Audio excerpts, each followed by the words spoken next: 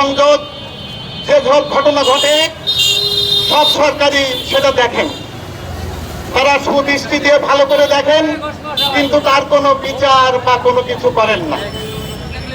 ৭১ সালের পর থেকে আমাদের পরে যে অত্যাচার অবিচার হয়েছে তার কোনো ঘটনারই সুবিচার আমরা পাইনি। নতুন সরকার, আমরা এই নতুন সরকারের কাছে নতুন কিছু দেখতে চাই। সরকার যদি আমাদের এই হিন্দু সম্প্রদায়ের উপরে যে অত্যাচার, মন্দির ভাঙচুর, যে হুমকি, যদি এর সঠিক বিচার সঠিক ব্যবস্থা নেন, তাহলে আমরা ধরে নেব যে না, সত্যি আমরা একটা সঠিক সরকার। হিন্দুদের হিন্দু সম্প্রদায়ের প্রতি কোনো দয়া দেখানো লাগবে না।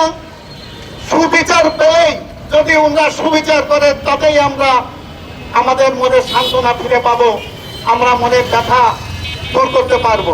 কিন্তু ওই কয়েকটা শব্দ পূর্বের থেকে ৭১ সালের থেকে সরকাররা জেনে প্রতি সরকারের কাছেই আছে, দেখতেছি দেখবারে, হচ্ছে হবে না, কোনো চিন্তা করে না, আমরা আছি, এই পর্যন্তই শেষ। তা এই কারণে আমাদের আজকের যে মানববন্ধন, তার কারণ হলো গাইবান্ধা যে আমাদের রাম মন্দির ভেঙে ফেলার সহ সারা বাংলাদেশের সকল মন্দির উড়িয়ে দেওয়া হবে, এই হুমকি প্রদর্শনকারীদের বিরুদ্ধে আজকে আমাদের এই আন্দোলন সংগ্রাম এবং মানববন্ধন। আমি ভাবতেই কষ্ট হচ্ছে যে যারা হুমকি দিতেছে তাদের সংখ্যা কত। 18 কোটি মানুষের ভিতরে সর্বোচ্চ হয়তো 10, 20, 50, 100, 200 নয়, 500 নয়, 5000 লোক। সরকার কি তো পারেন না অতি দ্রুত এর সমাধান করতে? অবশ্যই পারেন।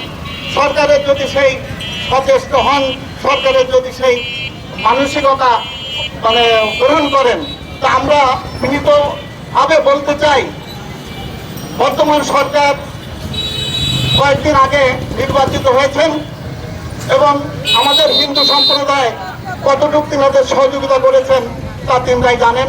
আমি আর এটা ব্যক্ত করতে চাই না। তবে আমি দেখতে চাই, জানতে চাই, আমরা বুঝতে চাই যে আমরা বাংলাদেশের নাগরিক, বাংলাদেশী থাকবো, এটাই আমাদের জন্মভূমি। যাতে আমরা সুস্থ সুন্দরভাবে থাকতে চাই, আমাদের ধর্ম আমরা পালন করতে পারি সুস্থভাবে।